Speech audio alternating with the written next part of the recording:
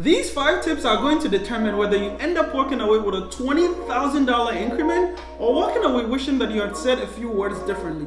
In this video, I break down some 5 important tips that you can use the next time you're negotiating for anything in this world.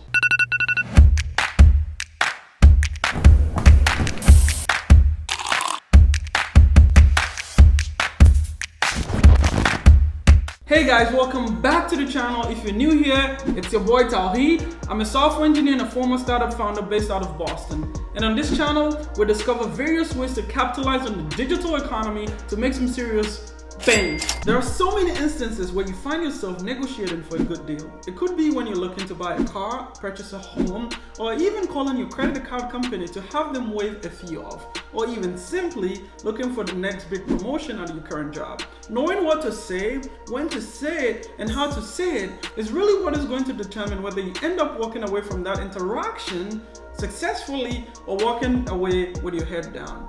The tips that I'm going to be sharing in this video are really important, and it's something that you must do the next time that you're negotiating for something in this world. Oh, and by the way, if you're watching this video and have not yet subscribed to my channel, please do so. It doesn't cost you anything. I promise, it does not cost you $1. All you need to do is click the little subscribe button to subscribe to the channel.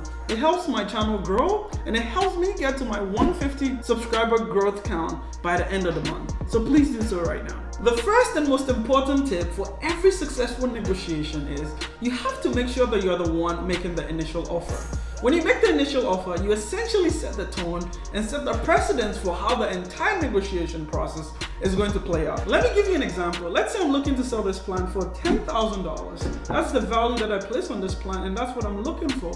When I make an initial offer in the negotiation, I can jack up the price of this plan to about $15,000 because I know that the person that I end up negotiating with does not know my target and most likely is going to meet me halfway or in the middle, helping me get closer to my end value of what I think the plant is worth. Researchers have shown that final prices tend to be higher when the seller makes an initial offer or end up becoming very lower when the buyer makes the initial offer. So anytime that you find yourself in a negotiation, make sure that you are the one who is setting the initial offer. Tip number 2 for any successful negotiation involving money is to make sure that you're setting a concrete number as opposed to just a plain old range.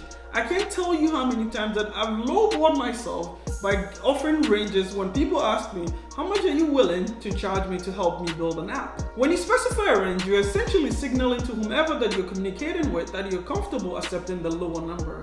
The next time that you end up finding yourself negotiating for a salary or a raise or anything, make sure that you're avoiding using ranges and stick with a concrete value and a true value that you feel you're worth or a true value that you're actually looking for. Tip number 3 for any successful negotiation is to make sure that you're only talking as much as you need to. One of the smartest strategies when it comes to negotiation is to harness the power of silence. If you maintain good eye contact but do not speak, your counterpart might end up rambling on and on and on and end up making concessions that they might otherwise not bend to. Maintaining silence also provides you with an excellent window into the other person's point of view. So the next time that you find yourself negotiation, always understand that talking less is better. Always maintain a good eye contact and position yourself in a way whereby your counterpart just talks and does not stop. If you're still watching this video and have not yet liked it, and you need to stop whatever you're doing right now and smash the like button and subscribe to the channel for the YouTube algorithm. Now back to the regular video. The next tip is to make sure that you're asking open-ended questions and listening carefully. When trying to get away in any negotiation, it rarely pays to ask a simple yes or no question. You always want to provide an open-ended question and have your counterpart or whomever that you're dealing with the opportunity to keep talking until they corner themselves in a point where they can turn back. So let's say if you're in negotiation for a salary and the HR person says, this is how much I'm going to pay you. Instead of simply saying, is this the final offer? Ask them or ask an open-ended question like, what would it be if I walk away from this offer? When you ask a question like this, you corner them in a situation where they start thinking, it's like, if I don't hire this person, these are the consequences that is going to happen to the organization.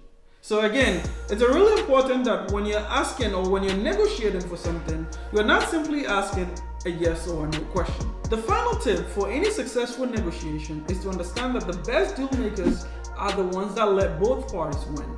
When you go into a negotiation, don't go in with a simple win or lose mentality.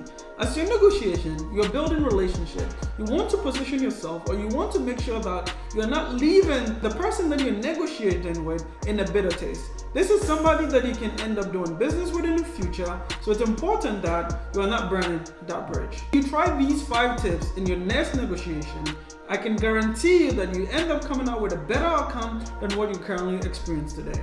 If you love my content and you love what I'm producing, I have tons of videos about making money on the internet. I have one about being a freelancer with 0 skills that you can check out here, or I have another video that breaks down the top websites that you can jump in to become a freelancer. I live my life as a freelancer, I've worked as a software engineer, and I think it's a great opportunity for everybody to jump in.